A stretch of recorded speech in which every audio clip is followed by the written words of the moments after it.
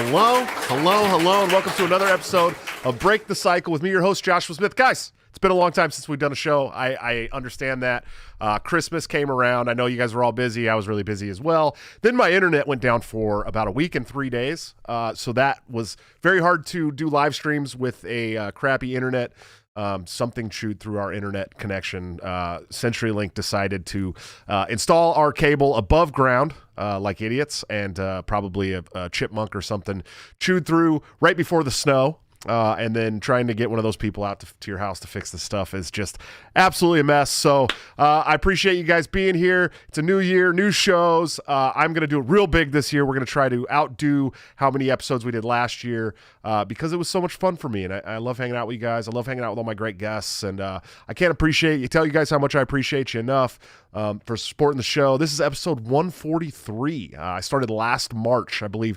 March 3rd was my first show, and since then we've done 140. We did 142 shows in 2021, and we're gonna outdo that in 2022. I promise you guys. But we got a great show for you tonight. Let's start off with some sponsors, as per the usual. Of course, we have TopLobster.com, the man, the myth, the legend, my good friend and partner on Break the Cycle, where you can get this great fuck around and find out Lady Liberty hoodie that you see me wearing today by going to TopLobster.com and using BTC at checkout for a 10% discount, or you could join the Patreon Subscribe Star or become a member of my YouTube channel under all of my videos by hitting the join link, where you can get into a private Discord server with a lot of the wonderful people that you see in my chats all the time, where you can also get all of Top Lobster's brand new gear up to 2 weeks before it goes to the general public at like a 30% discount. So if you're one of the smaller tiered patrons, you know, if you're buying Top Lobster gear, it's free. I mean, it's free for you to be a patron if you're buying Top Lobster gear. So cool stuff, definitely worth it. I promise you, we won't be disappointed.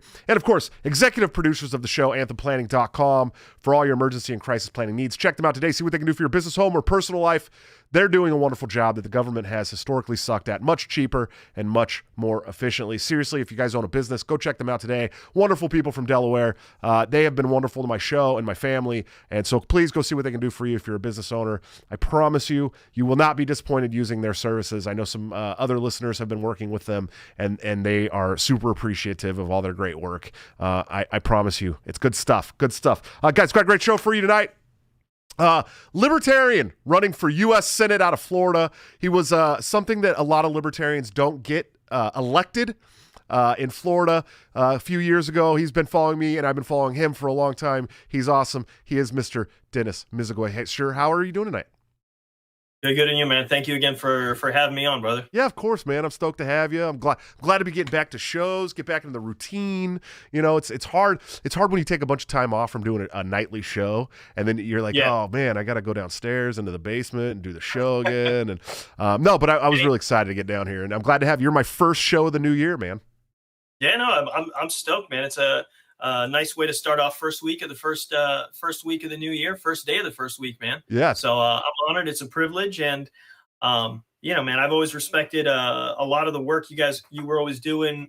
You know, back when you were running for chair both times, going back to the first time, you were everywhere and all over the place and talking with people, and that always left an impression with me. So, and I know how it is when you're doing a lot of work or you're doing something, you have a great routine, and then you break off that routine, especially with the holidays and whatever, man. It's takes the extra effort to get back into it, but it's good. Yeah, it's wild, man.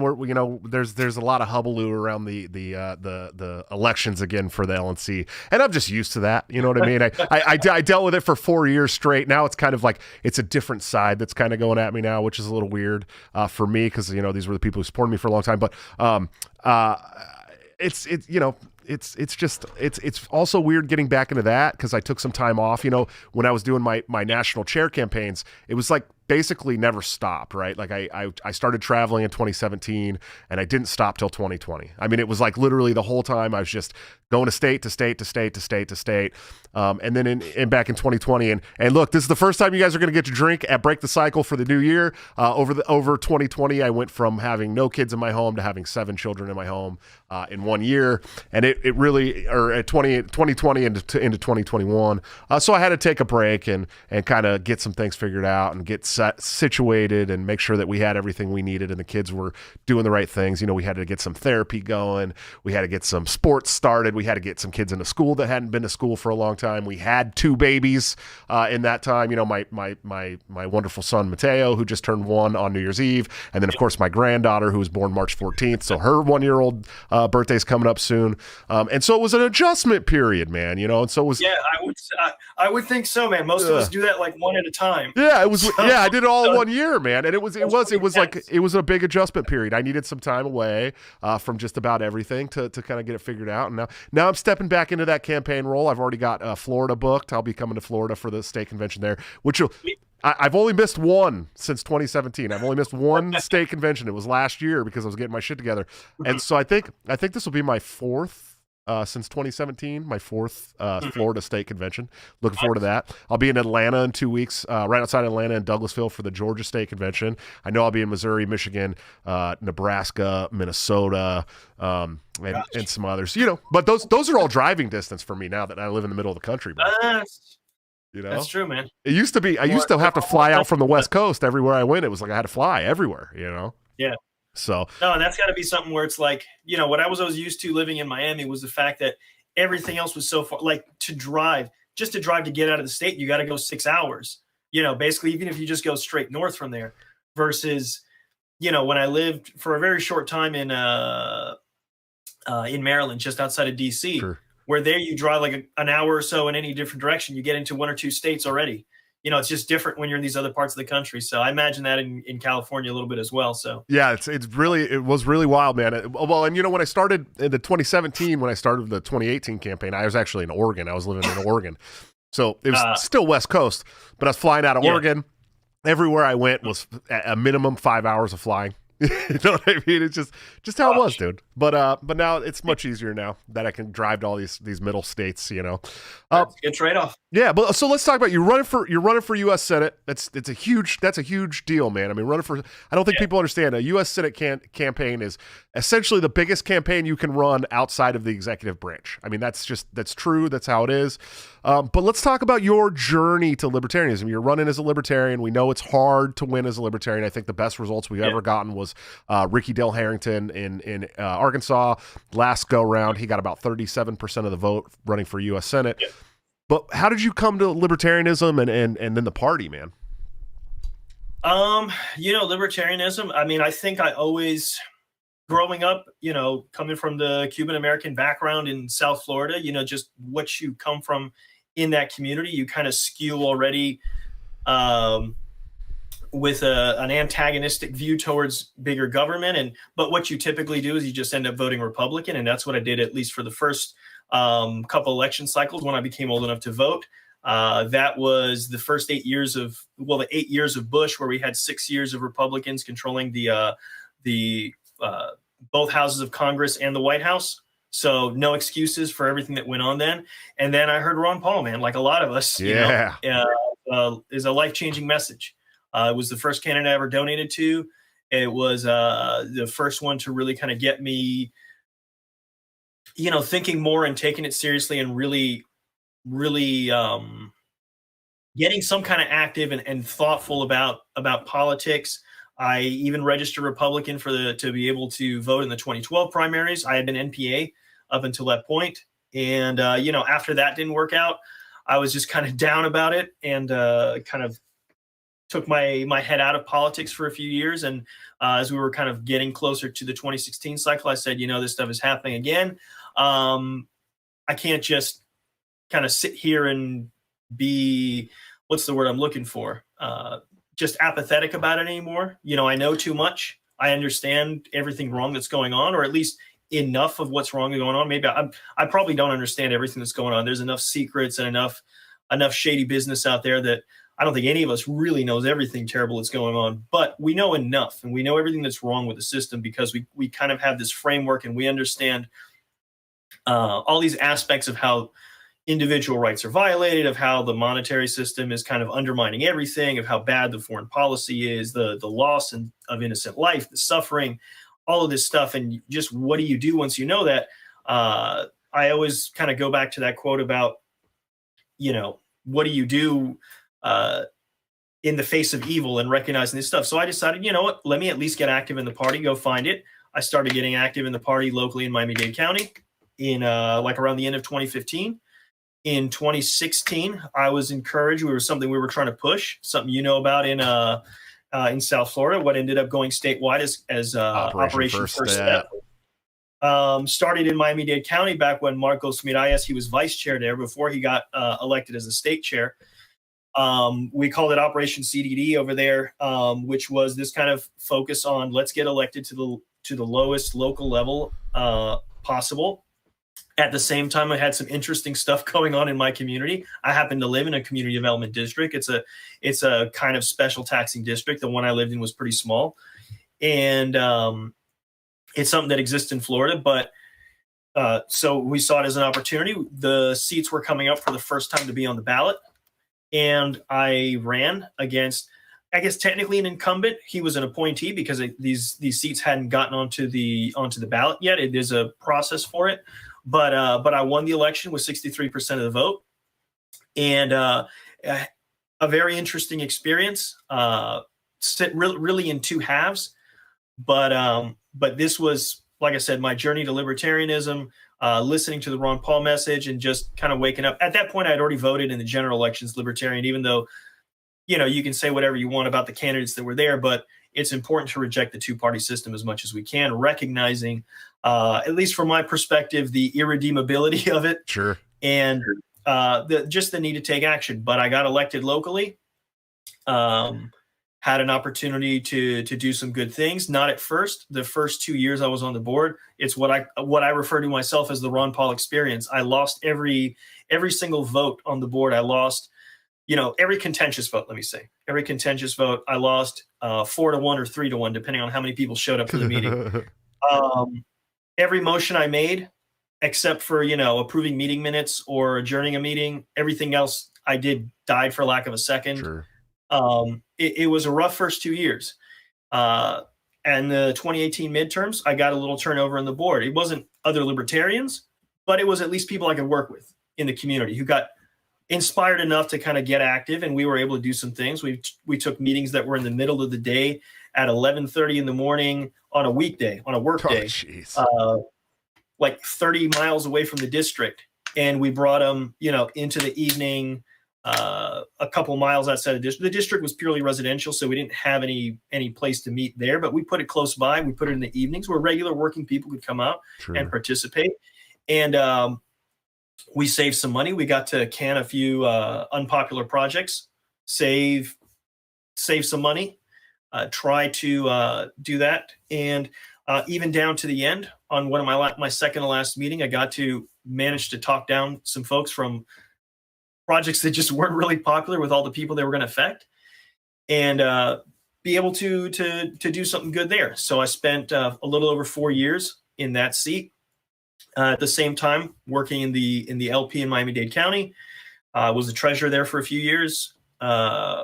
Spent also one of the years, I think this was going into the 2019 state convention. I was on the state platform committee. So we redid the state platform. I know they've probably tweaked a few things since then, but we did like an overhaul of the state platform in it. And the fact that the whole thing went through 2019, was that Tampa? Yeah. Yeah. Okay. Yeah, it was a Tampa convention. Yeah, that was a fun one. Yeah, I think you were out there for that one. Oh yeah, I was there. Yeah, for sure. That was the one. I think you were there. That was the one I was out. Everybody was like inside, and I just like meandered outside because the convention was right next to the pool, and then I was like, you know what? I think I'm going to get in this pool, and then I was just floating around the pool drinking because I wasn't like, I don't think I was campaigning yet. Maybe I was.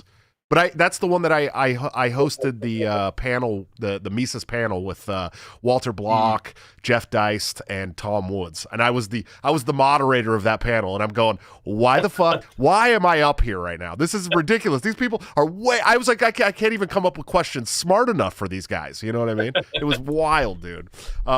Yeah, dude, I think you've done a lot of great work, and like I said, you're one of the libertarians that has done something that most libertarians haven't.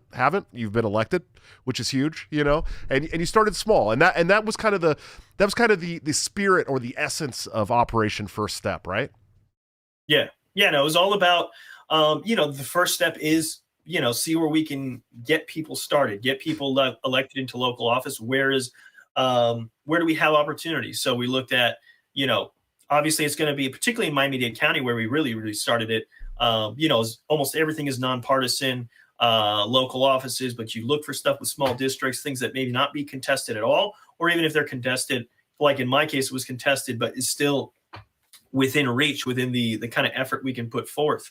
Obviously the bigger you go, the more difficult it is. But that was part of the idea. And then again, but it's just a first step. That's not the end goal. It's the first step. The first step is get some people elected, get people on one side understanding how to do some of these things as far as campaigning and building stuff up. On the other side, getting people experience running for and serving in public office. Because at the end of the day, to be able to compete at a higher level, you got to build kind of a pipeline of candidates. You can't just say, well, and look at it, it's kind of what we do. And it's unfortunate because everybody who's not like a big party retread, unfortunately, is somebody who has no experience in doing any of this stuff. Usually, like the people we put at the top of the ticket. And no offense to those people, I like those people, and I vote for those people, and I'll probably vote for any one of them that makes it through the process, through the party, to be the Libertarian Party candidate in 2024. But I think there's certainly value. Obviously, Donald Trump was an aberration in a multitude of ways, but realistically, if we want to compete at higher levels, we need to build up a pipeline of candidates. And that was part of the idea as well, was to kind of start people off in a place what was accessible. And then hopefully over time, we would be able to have people ready to take it to the next level. A better example of that would be like probably Martha, who she's elected on community council over there, and now she's running for county commission. So, we're hopeful and try to get people, like I say, just through that process as much as we can. Obviously, it's a question of who takes to it, but that's the idea. And it's a first step. Nothing is going to happen overnight. And it's something I say, look, even if I get elected as a libertarian, first libertarian in the U.S. Senate, even if every libertarian who was running for federal office, every libertarian who was running in 2022 got elected either to the U.S. House or the U.S. Senate, we would still be this tiny minority and would have next to no power to get anything done. Right. But it's the first step. It is it's the first step to breaking the cycle. Right. Right. It's something that I talk about and I try to emphasize with folks about what's going on today. We look at all the insanity with COVID over the last 2 years. We look at it and I'm hopeful that mass noncompliance, even amongst the people who've helped push this, are starting to get tired. I'm hopeful that mass compliance is going to squash this thing and it's going to get back close enough to normal or fully normal. But the question is, if we leave the same people in power, if you keep exactly the same groups of people in power, what are they going to do the next time they find something to scare us with? Right. They're not going to back off from this. They're just going to keep doing the same thing. The TSA didn't go away. Homeland Security didn't go away.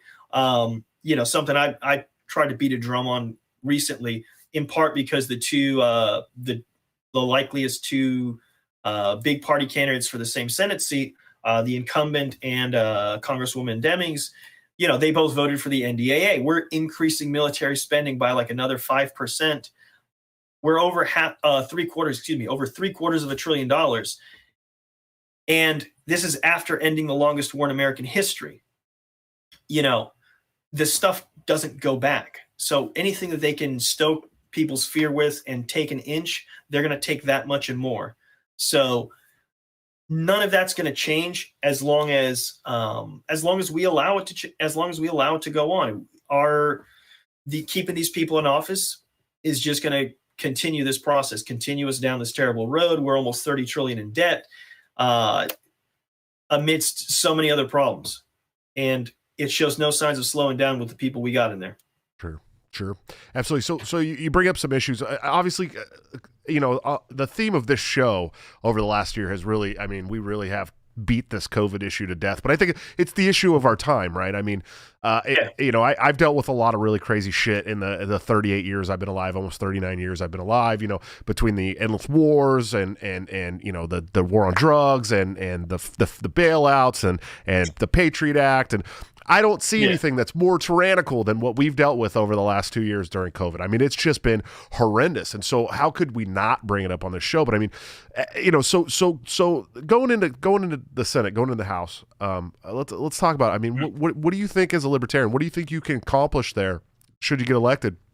Especially, involving this COVID stuff. I mean, what are you going to start pushing for as soon as you get in there? It's actually funny because somebody threw an answer to a question at me, and I didn't give a good enough answer on this on a live stream I was doing maybe a week or so ago. And one of the things I think what we need to be able to do is actually to reassert or to assert some of the constitutional guarantees. In particular, I say when we have guarantee to be secure in our life, liberty, and property, or that our life, liberty, and property. Oh man, the words are all a jumble right now. That's okay, buddy. I get it, dude. It's a Monday, right? But without due process, and in particular, emphasize that liberty. The idea that people would be, and again, here in Florida, we've been pretty fortunate. Even if I say it's not necessarily because the folks in our state government are necessarily so committed to liberty, but they've been on the right side of this issue by and large.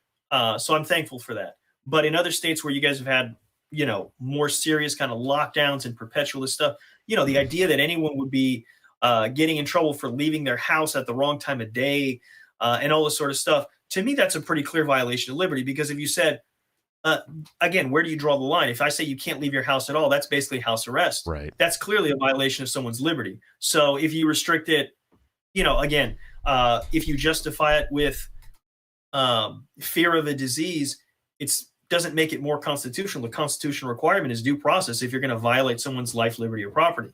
So I think really reasserting a little bit more of that is something we can do through legislation, at least at a bare minimum. One of the things to try to do, again, it probably won't happen overnight, would be defunding the agencies that are a part of this stuff, like OSHA. If you can abolish it, obviously even better. But if you can find the support for that, I don't know that you'd be able to find that with enough people yet. I know a couple of industries that would be totally cool with you abolishing OSHA, buddy.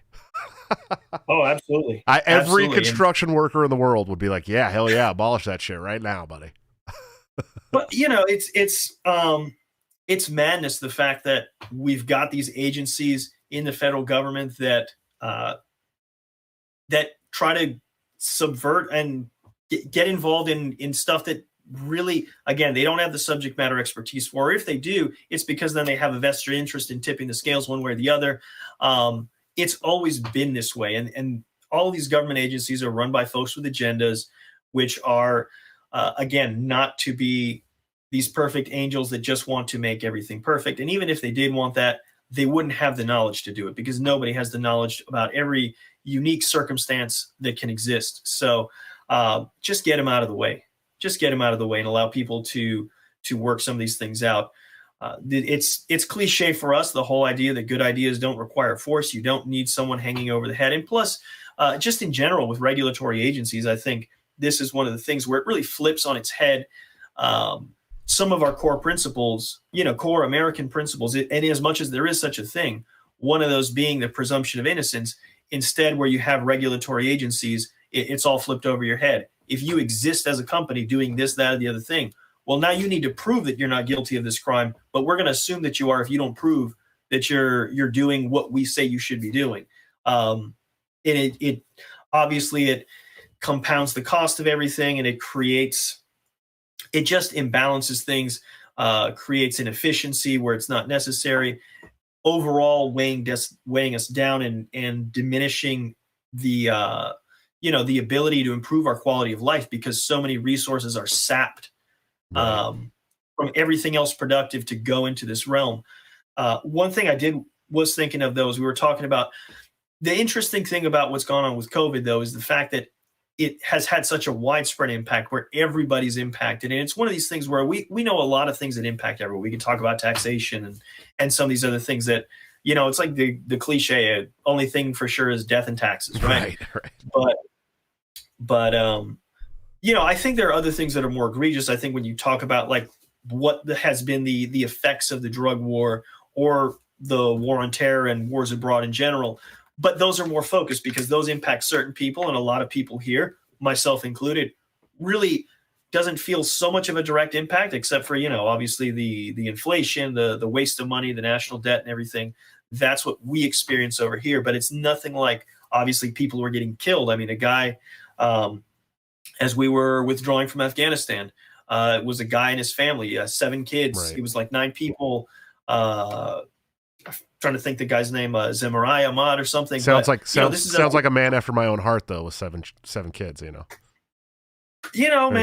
it's interesting how that works in terms of, and it doesn't sort of line up with what you might assume in terms of where we get into these societies where everything is so plentiful versus people that are really struggling in the world in places where there's legitimate hardship.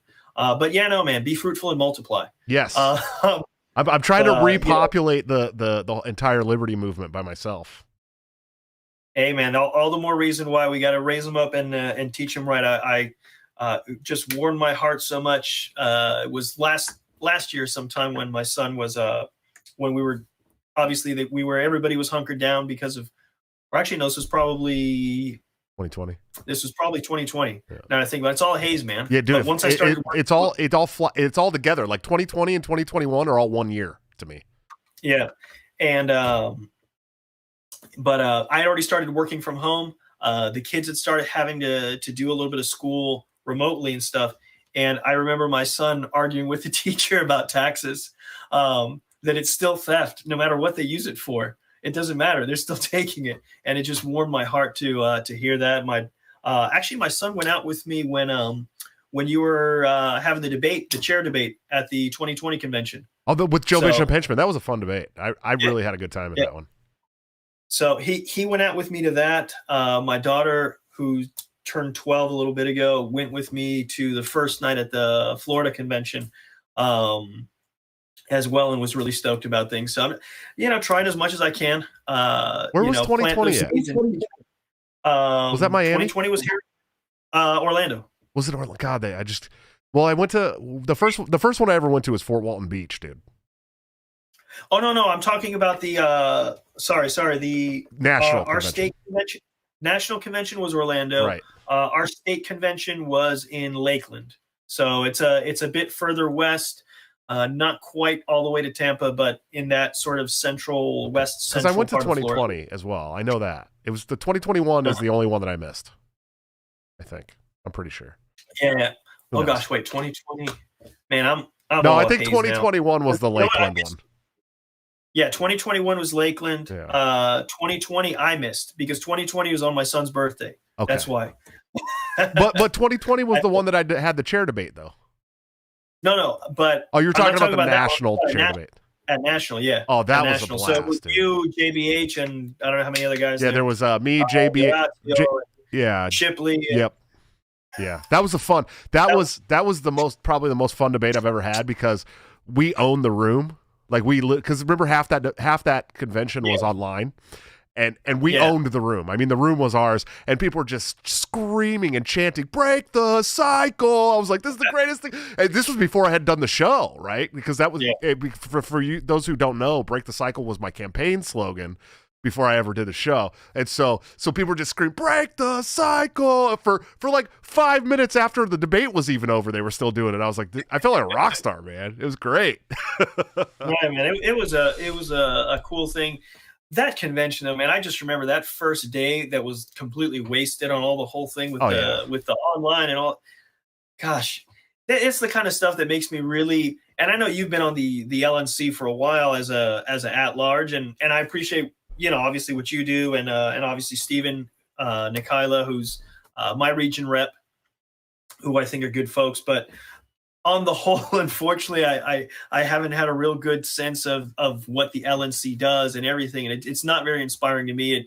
It's the sort of thing that has kind of led me off into, and I guess in this case, we're not talking just the LNC, we're talking about the party nationally. Right. just kind of leads me to focus on things closer to home. When I was in Miami, obviously I was focused on stuff down there. Since I came up here, pretty soon after coming up here, I decided I was going to try this, take a shot here. And so that's kind of my focus, in as much as doing stuff with the party, see as much as I can get around, try and do some things, leverage what I can of my own skills, and get the message out there, and hopefully reach out to people, start to build something up. But it's one step at a time. So Sure. Well, I've been kicking around the idea of running against Cindy Axne here for Congress. She's the only Democrat Congressperson in Iowa, and I happen to live in her district. And one of my things was I was going to bring forth a motion every year that I'm in Congress. I would bring forth a motion to immediately end all foreign wars and start closing military bases, and that would be basically my entire platform. I mean, that's what I was going to run on. I thought it'd be a strong thing here in Iowa. There's a lot of people who want to get out of wars in Iowa, because Ron Paul did good in Iowa, of all the states. If you were to go into the Senate, would you be fighting these wars, man? Would you be pushing back against these endless wars? Look, man, I was inspired by the Ron Paul message, and that's obviously one of those big things. This is one of those things where people think it's so, people. It's interesting to me where people who came from the Ron Paul movement, or who were inspired by that, have now sort of morphed into really focusing on localism. And I don't say there's anything wrong with it. Obviously, like I said, I ran first to run for something really local. But if we think about some of the issues, what was the issues that inspired you when that was going on? What were the issues? The end to all the wars. Yep. Obviously, it's something. It's not even a question. 0 of all these wars and military engagements are declared wars. So bring them home. Right. Bring them home. Bring them all home. And quit the insane spending and everything else that goes along with it. Stop, getting people killed in the crossfire. Stop sacrificing these young men and women who, even if they come home alive, they come home with carrying a burden, that the rest of us can't really appreciate. I mean, I'm intellectually, I can understand that they're dealing with something, but I don't really understand what you guys who are out there actually dealt with and what you carry with you. I know that there's something there, but I couldn't tell you this. I couldn't explain it the same way you could. And even explaining it is not the same thing. It's like having a kid. It's like your first day being a parent. Nobody else can explain it to you, I think. But of course our monetary system, the Federal Reserve, this is not stuff we can address locally. These are things we need to attack that power structure, and at least give it a shot. We sit here and we go on about how Republicans suck and Democrats suck. Oh, hold on. I lost you, buddy. I lost you. Wants to go still there? Peek from the website, misigoy.com /issues. Sorry, I lost you. Something happened. I boomered the audio. I boomered the video, but we're back. We were talking about the Fed. We started talking about the Fed. I got excited. My hand started shaking. That's what happened. But no, man. I've got at least some of my takes on these issues, in particular with foreign policy. Like I say, bring them all home. Quit all the crazy spending. Cut the foreign aid as well. We shouldn't be meddling. Again, it's real simple, and it's not isolationism. It is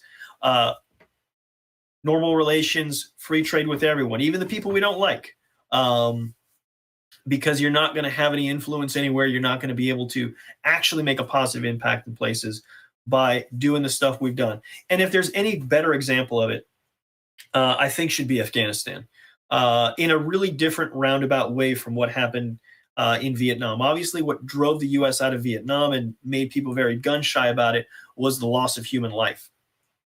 And we didn't have that now, because it's just a different kind of warfare. The technological difference, the advantages that we have didn't lend itself to that. But what still happened? We spent 20 years, trillion, probably at least a couple trillion people dead in the both the locals and some of our troops dead, along with the folks who came back. Like I said, carrying that burden, many driven to suicide. We're talking about at all-time highs for both veterans and active duty in terms of what's been recorded in the past. And all of that sacrifice over 20 years and the Taliban took back over in a week. Literally within a week. It was. I mean, I don't even think it was a week. Yeah, I think it was like 4 days, 5 days, or something like that. But it's absurd, and it's when you think of all of that sacrifice and everything. Unfortunately, I guess maybe one of the problems we have is we have such short memories now, where I don't think there's a full appreciation for that in the general public, and maybe it's part of fixation on the COVID fears and everything else. And this is one thing. One thing also I'll say about with the COVID stuff, because again, as important as I think it is, and to address it, I always am afraid that people are going to get this idea, well, if we could just go back to the way things were in 2019 and everything would be just perfectly fine. And, we still had a lot of problems in 2019. Right. Even before the CARES Act and all this stuff, we were still running $1 trillion deficits, and, the crazy drone warfare and occupations abroad and everything else, all this stuff was still going on. We still have so many of these things going on. And again, it's trying to impress upon people the problem isn't any one thing. We have so much work to do, and it boils down to what I was trying to explain to people. It boils down to a fundamental difference between us and them, us libertarians and the mainstream of politics, or the Republicans and Democrats. And I guess you could lump in the other sort of additional parties as well, because they seem to fall into this. I saw what the Green Party put out maybe a month or so ago regarding COVID stuff. And it boils down to, where do you think, or the legitimacy of government power? Right. They seem to follow this kind of old world, mandate of heaven, that government is just, anointed to control everything, and it has legitimate authority to decide everything about your life. And their arguments are merely about whether they should or shouldn't do this or that. It's not about, any sort of, there's no question to them whether it's legitimate or they have proper authority to do it. For us, it's very different. And I would say somewhat more in line with, the American tradition of thinking that government's power needs to come from the people. Because if government's power comes from the people that are being governed, this is what power can I vest in government? Only that power which I have. I have the right to defend myself, to protect my family, my property, etc., and my own life.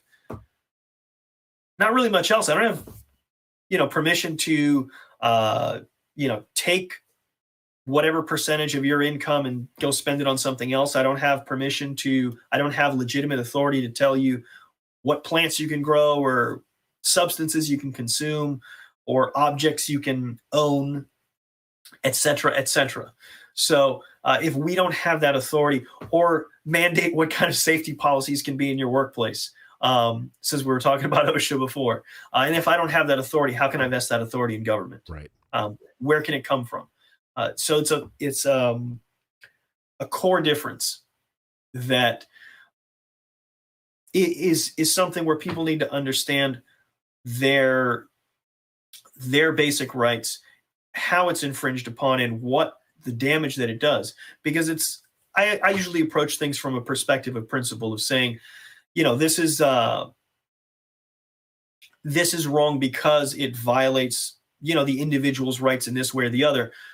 But I think the consequences, when you look at later on down the road, when you look at what the actual consequences of these policies end up being, they still end up bearing out the same thing. So I think when you violate those principles, it's pretty much impossible to create a positive outcome when you violate those principles of individual liberty. You're setting up a situation where it's inevitable that there's going to be unintended consequences that are going to be harmful, and you're probably never even going to accomplish, or even get closer to accomplishing, the goal that you at least stated that you wanted to with the policy.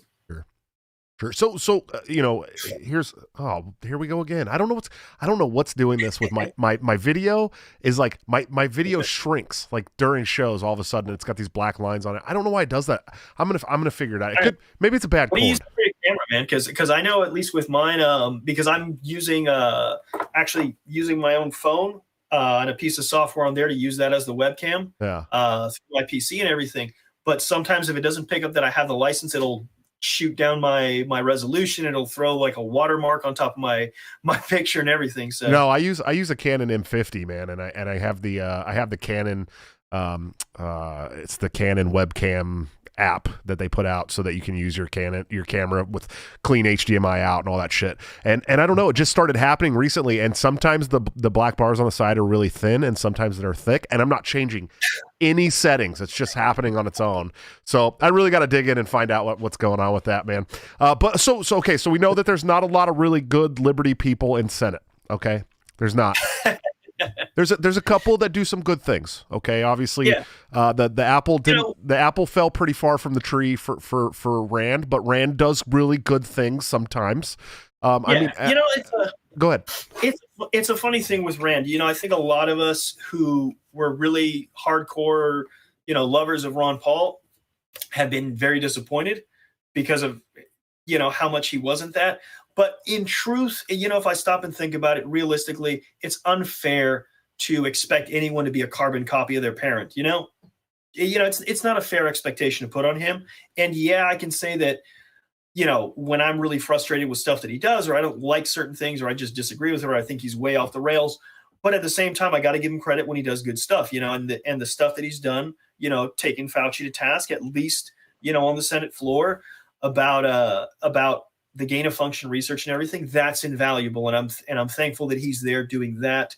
And some things and he surprised me occasionally in positive ways as well. But yeah, we don't have I don't think libertarians, folks who are, like I say, committed to these principles, I don't think we have anyone that we can rely on in the Senate today. There might be some allyship on issues, I'd imagine, which would be nice. And I don't think people understand.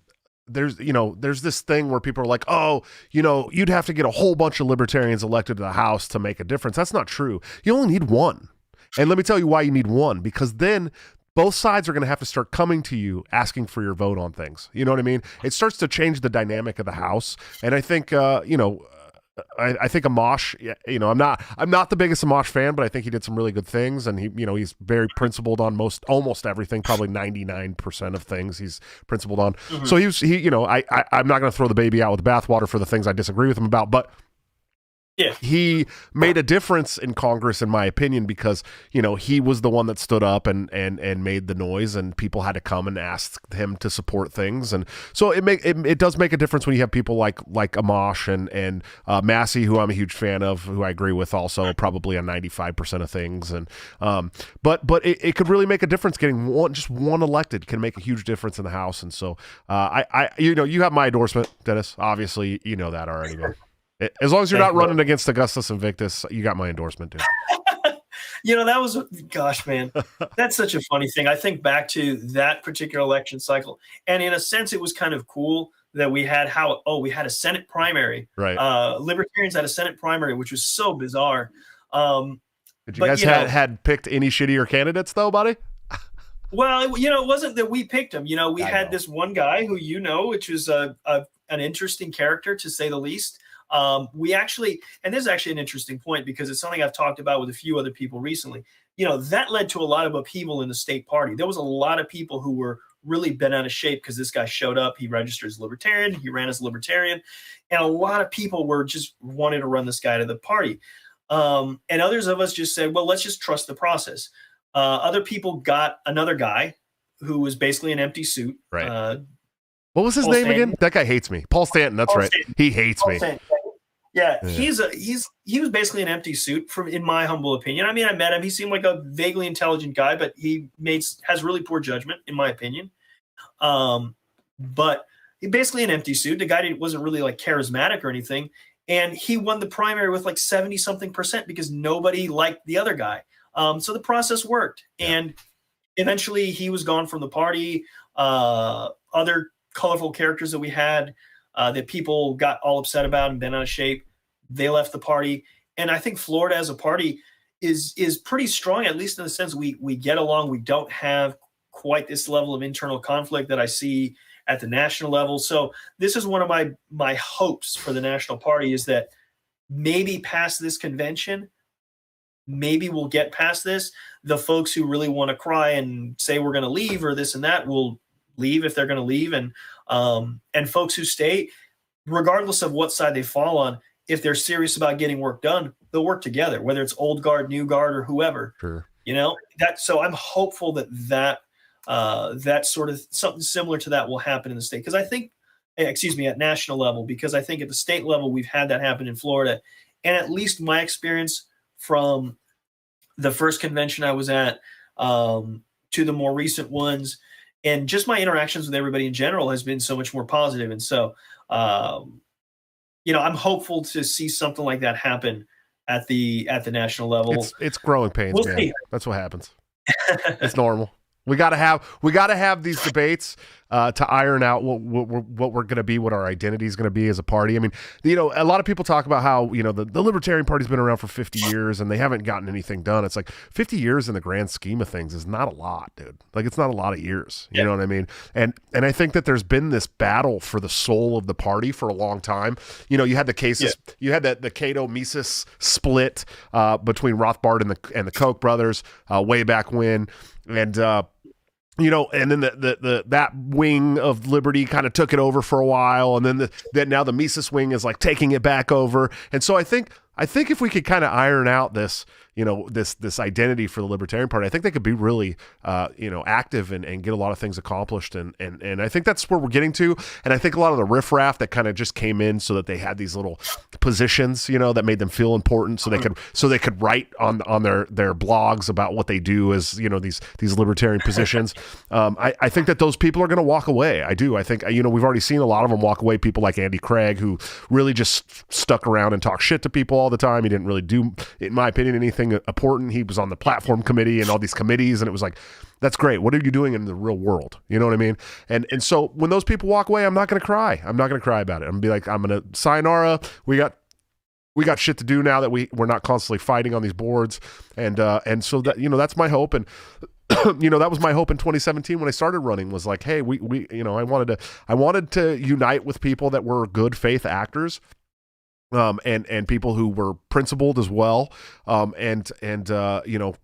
two runs really highlighted who were the not good faith actors and who were not principled and who was just here for the small pond. And so, even if I never do anything else, I know I accomplished that inside the party, but I think, it's time for a lot of these guys to start working, outside of their little bubbles anyways, man. But, we're getting close to the end of this thing, but before we go, so you have something in common with Mitt Romney. You are Mormon, and so I want to talk a little bit about how your faith has kind of shaped your political views and stuff as well, because we talk about faith on the show quite a bit with some other characters and stuff, but it's not a faith that I've had on the show, so it's kind of exciting to talk about. So has that helped shape your political views and principled views? Sure. Yeah. I think it's actually funny. There's a clip I would go, and I probably have it saved somewhere in like my some YouTube playlist that I might throw in somewhere, which was like a clip where both Ron Paul and an old church leader, Ezra Taft Benson, who had actually worked also for a time in the Eisenhower administration, but we're both quoting Bastiat, or both talking about Bastiat and the law and stuff. And so, but no, sort of the core fundamentals, at least of my faith. And I'm a convert. I joined the church. I got baptized in my early 20s. So it's not necessarily the religion I grew up with. It's the religion I chose. But, even to say not even chose, but I came to have a testimony of, a faith in, and so, or a recognition of the truth of, if I want to say it that way, if I want to be a little more bold about it. But, part of the theology, even just the most basic stuff, we talk about the plan of salvation. One of the things we talk about as a core principle is that humanity's free agency. We don't believe in things like being accountable for original sin, that you're condemned for something that someone else did. You're responsible for your own actions, which is pretty much in line with libertarianism. Also, the idea that we're supposed to be here. We're given our freedom.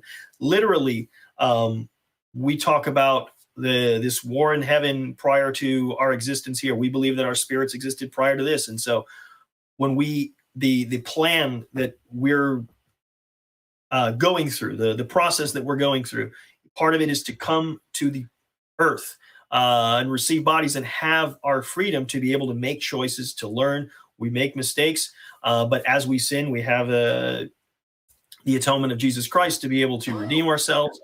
But it is freedom is a key component to this, where literally what the plan of Satan. Yeah, I can't rephrase this any other way. The plan of Satan literally was send everybody to earth with no free will, and force everybody to be good, right. Which to me honestly sounds like a lot of what people want to do with government. Force everybody to be good, force everybody to do the right thing, which is really does not allow people to grow, does not allow people to reach their potential.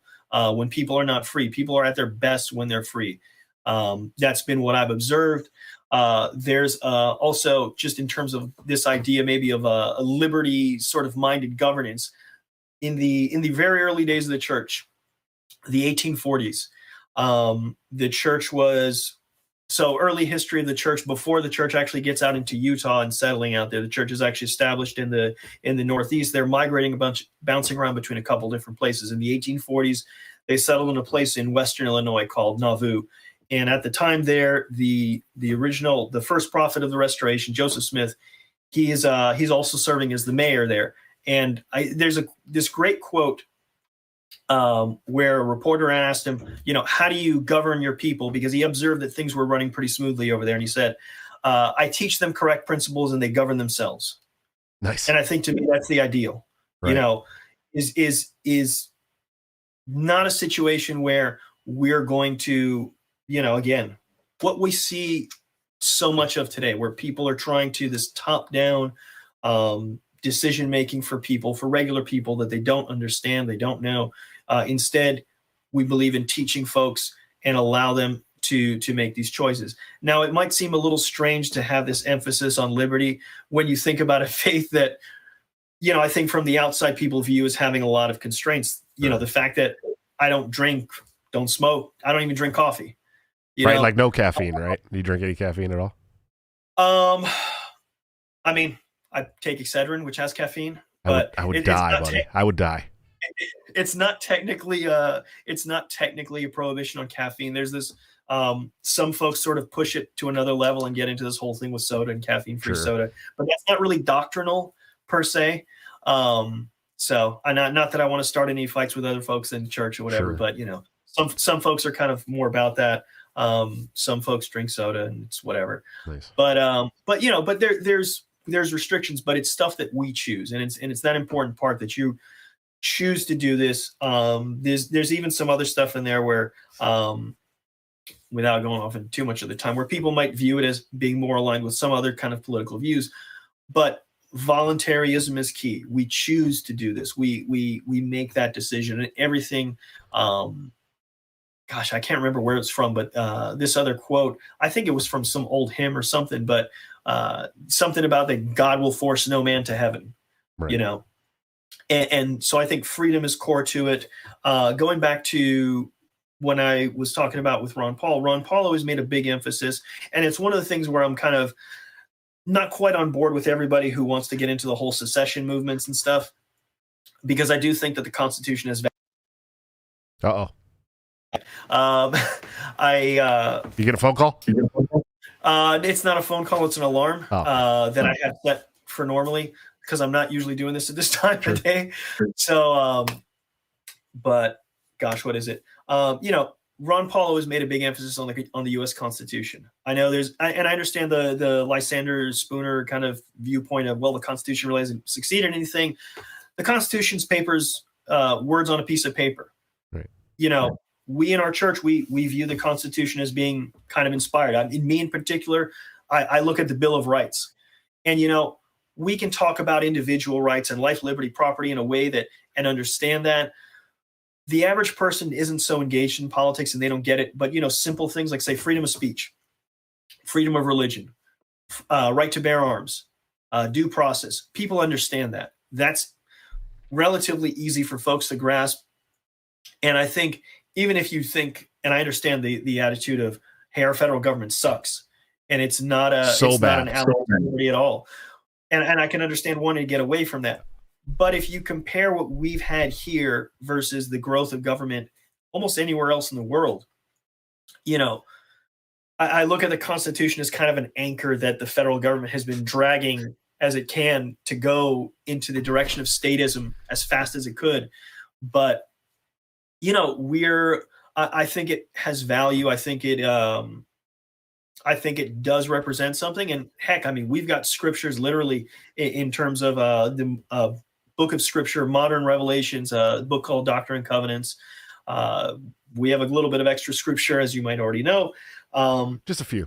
And one of the revelations is like, the laws which are not, I don't have it in front of me, but laws which are not constitutional and not upholding the freedom of men is, oh gosh, I can't remember the term now, but, evil and usurpation and things of that nature. And so I wish I'd had it pulled up. I should have done that since we talked a little bit about this before. That's okay. You don't got to get it verbatim, buddy. That's all right. Like I said, I joined as an adult, never did the whole master scriptorian thing, seminary growing up or anything. So I usually just depend on technology to save all my stuff. So and try to have it a little more handy when I go into these conversations. But I think those are core beliefs of ours. The fact that individual liberty is important. Not only important, it's essential for salvation. It's essential because how can we grow and become what we need to be if we're not free? Right. And obviously the respect for life in a lot of ways as well. The wars that we talk about, I think the value of every individual life is truly something precious. And so it is another thing where I find it really morally indefensible the way that we've gone to war unnecessarily. And it's the sort of thing where, in particular, we go back, since we mentioned Romney, when he was running for president, and at the same time, obviously, Ron Paul was running for president. Excuse me. The sort of stuff that they threw out as far as foreign policy, to me, is just indefensible. To be willing to and to not just continue the wars that we already had, but to be willing to threaten to use this or that kind of force. To start with Iran. Because Iran's attacked us. The U.S. so many times. Maybe something we have right around their borders, in their waters and whatever. But, some of these guys are so hungry for war and all this stuff. And to me, again, also from that standpoint of valuing human life as well, it's not something I can get behind. Obviously, it's something that I feel very strongly against. And I think that, we just need to pull the plug. And obviously, like I said, if I get elected, it's not going to happen overnight still. But to your point about that, the first step is the first step. We're not going to get the second step without the first step. We got to break through that. We got to break through that wall and demonstrate. Because this is also the thing. What do we always hear from people? Oh, I'll vote for them once the party's viable. How are we going to be viable if they never vote for us? It's the thing like when you go looking for a job the first time. You need experience to get the job, but you need the job to get experience. Right. So. Yep. We need to become viable to get elected, we need to get elected to become viable. So it really is a double-edged sword, man. Absolutely. Yeah. 100%. Before we move on, we are getting close to the end here, but I want to give a shout out to all the people that have come over from the Mises Caucus stream. I know that Michael Heiss and Angela and one of my favorite people, Aaron Harris, one of my favorite people in the world, we're having a stream to kind of address the vice chair situation. When Dennis gets going here in a second, I'll kind of wrap some of the stuff I heard in the first hour of that before I started my show. I'll wrap some of that up, give you guys a couple of little things. But I am doing a Q&A from this channel on Wednesday. It'll be a Zoom Q&A, so you guys can pop into the Zoom. It'll be broadcast to this channel if you don't want to be a part of the Zoom. So just so you guys know. But let's, before we go, sorry, and I've been sick, so I'm getting a little better. And if you guys hear me snorting and coughing and my throat's a little dry, but I want to address some of these super chats before we take off. Dave Benner, who will be my guest tomorrow night, thanks for the $5 super chat. He said, nice beard, and use this paltry donation to get some more states on your vice chair campaign. LOL. Yes, sir, I will. Shannon Lee, $5 super chat. Thank you. She said, born and raised in Miami. Keep up the great work. I'm up in Panama City now, but love to see you kicking ass. Need more libertarians down here. Shannon will be voting for Dennis, right? Right, Shannon? Right? Kenneth Wiley. Oh, Ken Wiley. What's up, buddy? $5 super chat. That's another one. That's another one of those Florida libertarians that I respect. Ken Wiley a great deal. I really like that guy a lot. He said Marco Rubio is the Eric Swalwell of the Senate, only smart enough to repeat what he's told to say, except that Marco Rubio has never ripped ass on national television. So, and Eric Swalwell definitely did. And then the last one, I want to get to this. Medic Knight, $10 super chat. Thank you. Dennis, who do you think the Democrats will nominate for the Senate in Florida? The odds-on favorite is Congresswoman Val Demings. She's in the U.S. Congress here. I think it's the 10th district, but nearby actually where I'm at now, out of Orlando, Orange County. She's been in there for a few years. She's actually, it's sort of entertaining because even Marco Rubio banged her on the fact that she's, I think in the last session of Congress, she voted literally 100% of the time with Nancy Pelosi. Oh, good. That's what Florida needs.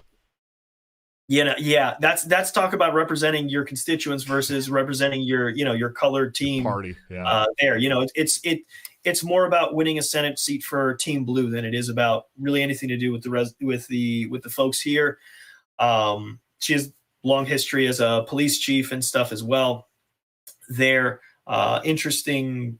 It's funny because I look at her stuff and it is almost entirely, if it's not ragging on Marco Rubio for something, it is, here's my story, but there's no policy. Like literally you go to the website and there's no policy. So, and I guess that's the luxury of running for one of the big parties where you can do that because it doesn't really matter. Right. It's just, hey, they got a D next to their name. They got built-in voters, dude, no matter what. But you know what, I try to harp on this stuff.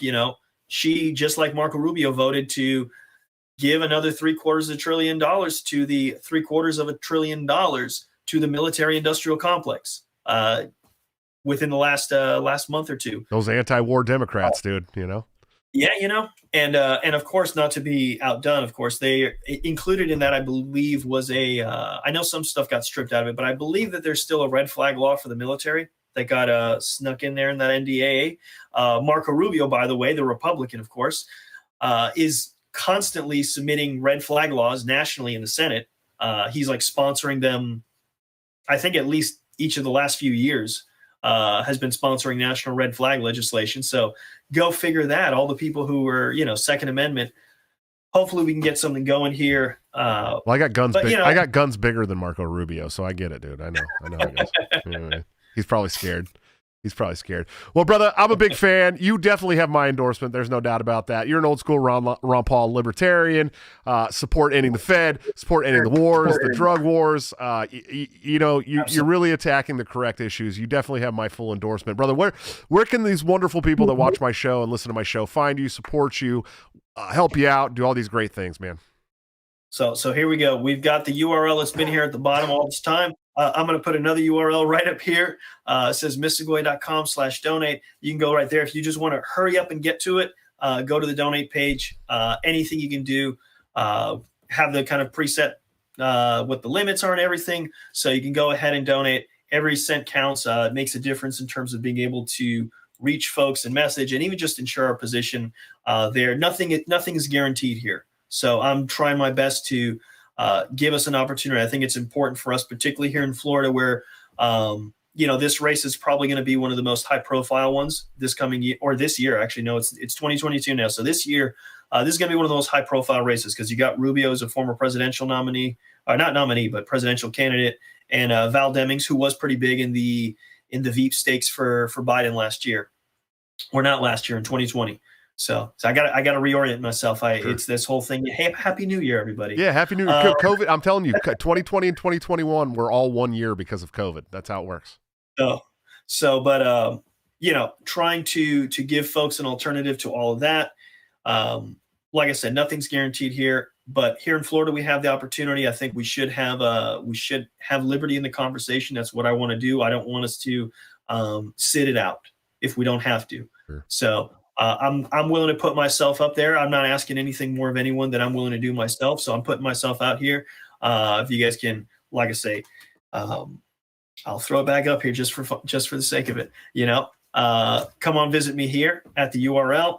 I'm going to try to get out at a few events, trying to be down in Broward on Friday night, maybe in Volusia County on Saturday.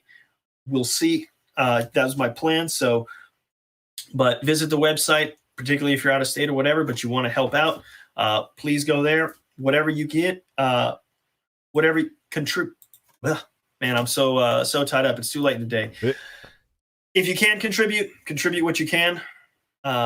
Like I said, every little bit helps and allows us to get one step closer to putting that voice of liberty in the conversation, to be able to compete with these guys. We know that we're never going to have the same amount of resources that they have, but I don't believe we need that. I think we live in an exciting time. And I've heard you and some of the other guys talk about it. This is what's different from here versus, back when Ron Paul was running in 88, there was none of this where I could say, hey, you're interested in my campaign, go to this website. No, the only way I could give you my platform would be I have to print it out on paper and give it to you. I have to mail you a form or something like that for you to know where to donate.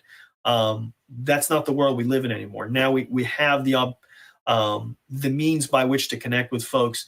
So, but we still do need some resources to be able to get into the conversation and to compete.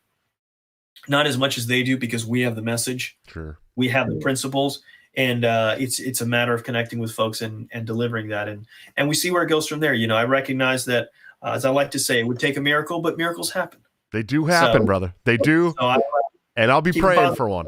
I'll be praying for one with you, brother. And like I said, you got my support. Please go help this man win Senate in Florida and make history by being the first libertarian elected to Senate. I promise you, as free as Florida has been over the last 2 years, because of, we can do better. Yeah, we could do a lot better, and I guarantee that Dennis is the man to do it. Brother, thank you so much for coming on. I really appreciate you. Thank you so much for having me, my friend. Absolutely. All right, guys, another awesome episode of Break the Cycle. Dennis, super cool. I've known him for quite a few years. I'm a big fan. Like I said, he's done something that most libertarians have not. He's been elected already. Now he's running for a much higher office in Senate, where he can make all kinds of wonderful national changes in the liberty sphere. So please see how you can help him. And if you're in Florida, maybe you can help him with some events. Go check him out. Shake the man's hand. I promise you, he is as nice in person as he is on my show. Guys, I just talked about it briefly. I know a lot of you came over here from the Mises Caucus stream with Michael Heiss and Angela McCardle. I'm sure you have a lot of questions. I don't agree with everything they're saying. And I've talked to Mike and Angela both about this. I think that their timelines are wrong. I think that their perception of my work over the last 5 years is wrong. And I'm going to address all this on my Q&A on Wednesday. I've seen a running pros and cons list of myself and Eric Rodsep that came out from some people in the Mises Caucus that is just factually incorrect on a ton of things, but also is it feels a little gaslighting to me. I think that some of the things that I have done for the party are being forgotten. I think that the time that I took off to adjust my family to a new life, from a lot of things. I mean, it wasn't like I was out there trying to get on all these committees and do all these things, because I got 7 kids in 1 year in my house. And so I took a couple of months to kind of relax and figure out how that was going to go. And but I kept up with my duties on the Libertarian National Committee, which was my primary focus, my primary concern in the Libertarian Party, because I took a national position. I was representing all members across the country, and so I needed to continue to do that. And so we can really get into the meat and potatoes of all the stuff, all these gripes that are being passed around about me, that I'm not a guy who can take tasks and do tasks. That's horseshit. I've done a lot of tasks for a lot of people, that I don't show up. That's horseshit. I've been to 45 states for this party and this caucus over the last 4 years. I've done a lot. And so I think that's kind of being pushed under a rug somewhere and forgotten about. And I'm not going to say that it's being done out of a malicious position. I don't want to go to war with my friends in the Mises Caucus. I love those people. Those people have been my really good friends for a long time. The membership, there's a large portion of that membership that I brought into the party, that I brought into the caucus. And I support them, and I support the mission. My main concern is that we support candidates that represent us. And because this is a national level position, this isn't, the vice chair is being made out to be a nothing position. And that's just couldn't be any further from the truth. In fact, in 2017, 2018, when I was running for national chairman against Nicholas Sarwark, at the time there was a vice chair named Arvin Vora, who actually got a ton more media than Nicholas Sarwark did. And so that's a possibility. And I want people in those positions that can end up getting media, that can end up being on podcasts and news and Kennedy and this and that. I want those people to reflect my principles first and foremost. The nuts and bolts of the party is really, it's really not that crazy. Okay. It's really not. We're working on a less than $2 million a year budget. There's 4 meetings a year. And there's other things that you can involve yourself in. But it's just not a do nothing position. And that's a silly assumption to make about the vice chair position. There's a lot to it. They represent the states that are not in regions. It's a big job, and it's something that I know I can do. If I didn't think I could do the vice chair position, I would not be running for vice chair. If I didn't think that I had the ability to not be the top dog and work under somebody, I wouldn't be running for the position. If I didn't think I had the time to do the job, I wouldn't be running for that position. So please, on 1/6, the national holiday, January 6th, I'll be doing a Q&A from this channel at 7:30 p.m., open to whoever wants to come on. Trolls will be banished forever. So come with your serious questions. I have no problem. I won't shy away from the honest answers to serious questions.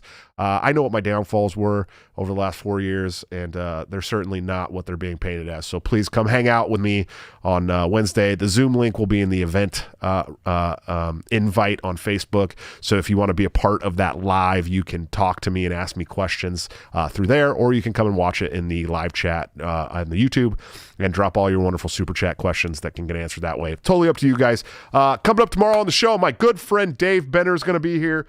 He writes for the 10th Amendment Center. He's an author. He's one of the leaders over there in the Tennessee Mises Caucus. He's an all-around badass historian. I love this guy to death. He's been one of my good friends in the movement for quite some time. I'm super stoked to have him on. It's going to be a great show. We are going to get back to regular shows, hopefully at least 4 a week, maybe 5 again, sometimes 5, sometimes 4, maybe sometimes 3, depending on if I'm traveling for the campaign, because I am getting into starting to travel. In fact, not next weekend, but the weekend after, I'll be in Douglasville, Georgia, for the Georgia Libertarian State Convention. I know I'll be in Missouri, Nebraska, Ohio, Michigan, Minnesota, Florida in February. So I'll be getting to a lot of these conventions as much as I can. The cool thing is if you live in the middle of the country, I'll be driving to those conventions with my family. So you finally get to meet all the kids that I always talk about, and my beautiful, wonderful fiance, who will be, by this time probably a lot more pregnant than she is now. If you're not aware, we are having another baby sometime around September. I'm very, very excited. She hopes it's a girl. I hope it's another little chunky boy like my son Mateo. But I'm going to love it either way. Guys, I will see you tomorrow. Oh, wait, we can't go. We didn't talk about sponsors. Go check out my sponsors, toplobster.com, the man, the myth, the legend, my good friend and partner on Break the Cycle, where you can get this great fuck around and find out Lady Liberty hoodie that you see me wearing tonight by using BTC at checkout for a 10% discount. Or you can join the channel membership here on my YouTube under all of my videos by hitting join to also get into the after hour streams. A lot of these streams have after hours that you guys aren't aware of. There's like 100 of them there. So there's a whole bunch of content you haven't seen that you can go check out. You can also become a member of the Patreon or the Subscribe Star, get into a private Discord server with a lot of cool people that you see in the chats here, and get up to 30% off all of Top Lops's new gear up to 2 weeks before it goes to the general public. So really, really, really good stuff. I promise you guys.